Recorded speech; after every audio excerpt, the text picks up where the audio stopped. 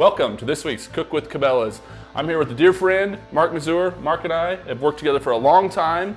He's the Director of Creative Services at Cabela's, and he's also a hardcore, crazy avid waterfowler, and he brought us some goose breasts to work with today.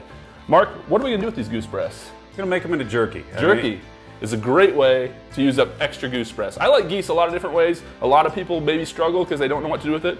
Jerky is a great way to make this goose taste wonderful, makes great gifts. I give away a ton of goose jerky every year. Makes great to use all through the season too. That's right, great snack in the blind. Last year's goose breast in this year's blind. That's what we're gonna do today.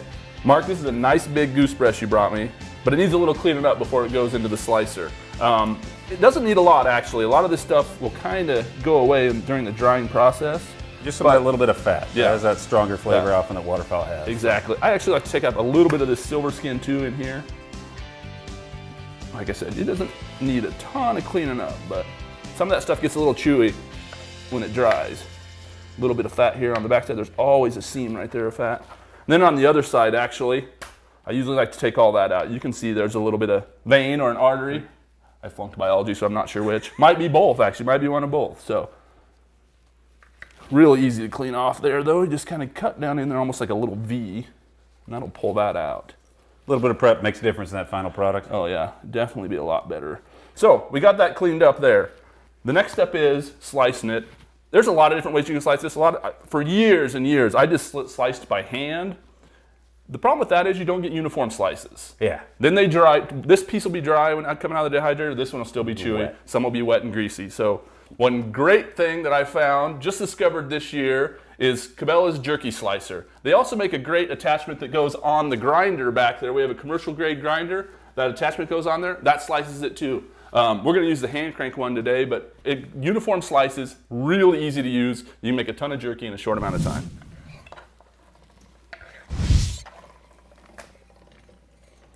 It's pretty amazing how easy that is. That slicer works great. Yeah. The big thing is each one ends up being that same, since we trimmed it for the thickness, it's the same thickness and the same width each one. They're going to have some uniform good jerky when we're done. Oh, that's great. Two people hot, man. You weren't fucking Hot your finger. All right, Mark, there's another one for you to go. I'll keep working on the rest of them. Go ahead, feed it in. Key thing is definitely got to keep the fingers out of the chute on these things. Those are some pretty sharp blades that go right through this. So Mark, we've got about 5 pounds of goose breast here, sliced up, ready to go.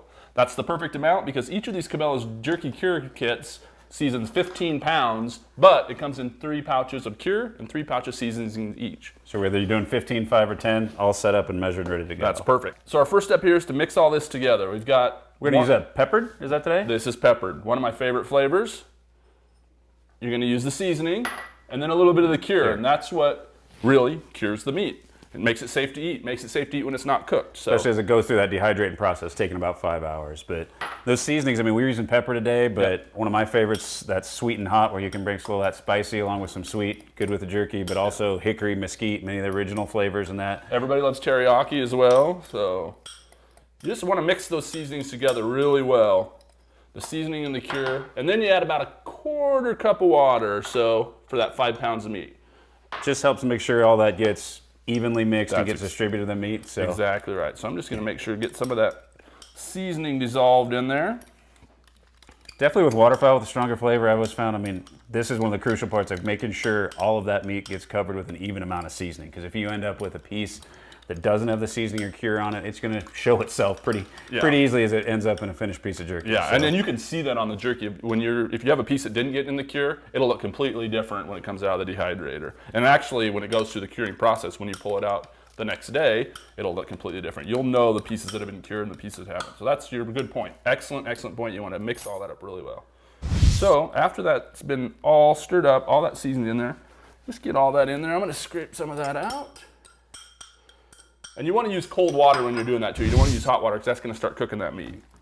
And here, if you have kids, get them involved. They love to get messy because you just want to get your hands in there because you want to make sure every piece of that goose gets coated. And especially with that wet goose meat, it can stick together. And unless you individually work it through, I think sometimes I've found that where you just get that one side that doesn't get cured. Yeah. Spend a good couple minutes mixing it up there, and then, like you said, these pieces stick together. So I like to just make sure I get them pulled apart, stirred around, and then This doesn't go right to the dehydrator, actually. This cure has to have some time to work. 8 hours minimum. I actually like 24 because you really got to make sure it penetrates all those surfaces all the way through those 1/4-inch pieces of meat there. That's good to go because we did plan ahead.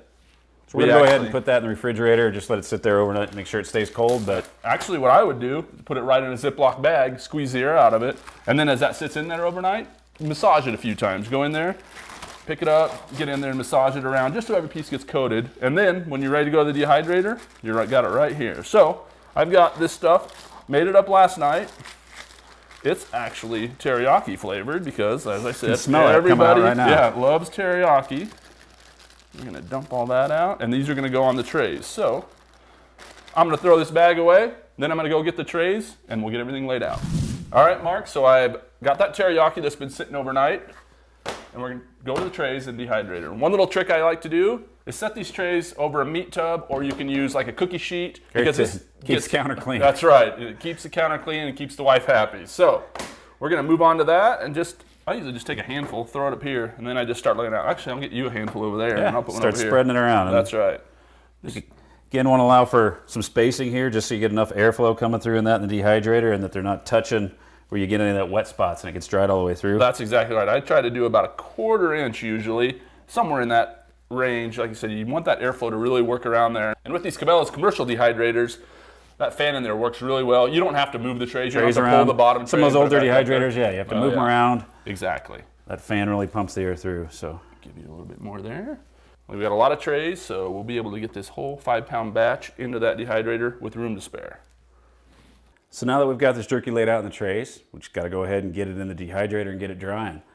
So these Cabela's dehydrators can actually fit a whole bunch of jerky in there, and one of the best things about them is you can go ahead and set them for the time you need. You can set the time, which for here, 5 hours usually works pretty good for jerky, and about 155 degrees. And it go ahead and it'll shut off after that. So often for making jerky in the evening, you can have it, not have to stay up, and go ahead and have it done in the morning. Whereas you can see here, we had a batch going earlier and it's already cooled down to 70 degrees. So we're gonna go ahead and pull out this batch we started earlier today and take it on over here and give it a try. All right, Mark, we got the Goose out of the dehydrator. It was in there for about 5 hours. Thanks for putting that other batch in. Now we're gonna give it a try. One thing I like about jerky is you can tell when it's done if you bend it and it doesn't break. But you also don't want it like limp. So you can just kind of see it just. These are perfect. I mean, they're just nice, dry there, but chewable, but not too wet or anything either. So. That's right.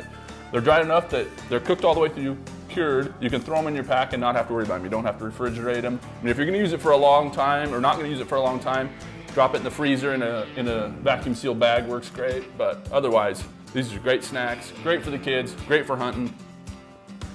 Most importantly, it's good. It is, great tasting. Good way to use your waterfowl up. Mark, thanks for joining me. Let's get out this season. We're gonna kill some more geese. We're gonna make some more jerky. Come back next week.